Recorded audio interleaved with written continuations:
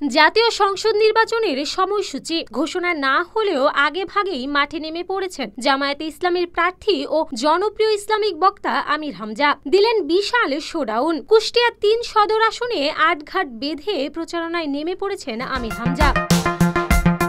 কুষ্টিয়া ৩ আসনে অন্যান্য দলগুলো তাদের সম্ভাব্য প্রার্থী এখনো ঘোষণা করেননি। তবে জামায়াতে ইসলামের সম্ভাব্য প্রার্থী হিসেবে মাঠে আছেন জনপ্রিয় ইসলামী এই বক্তা। সোমবার ১৬ জুন বিকেলে দাড়িপাল্লা প্রতীকের পক্ষে এক বিশাল মোটরসাইকেল শোভাযাত্রায় অংশ নেন তিনি। এদিন বিকেল ৪টার দিকে সদর উপজেলার পাটিকাবাড়ি মোড় এলাকা থেকে শুরু হয় শোভাযাত্রা। এতে সহস্রাধিক মোটরসাইকেল নিয়ে অংশ নেন তার সমর্থকরা। শোভাযাত্রাটি মনোহরদিয়া, ঝাউদিয়া, গোসাম্মী, দুর্গাপুর, উজানগ্রাম, পাটিকাবাড়ি, আবদালপুর সহ ইবি থানার ৭টি ইউনিয়নের প্রধান সড়ক ও জনবহুল এলাকা প্রদক্ষিণ করে। শোভাযাত্রা চলে টানা ৩ ঘন্টা। শোভাযাত্রায় মাইকে দাড়িপাল্লা প্রতীকের পক্ষে নানা স্লোগান প্রচার করা হয় এবং ভোটারদের কাছে জামায়াত মনোনীত প্রার্থীর জন্য ভোট চাওয়া হয়।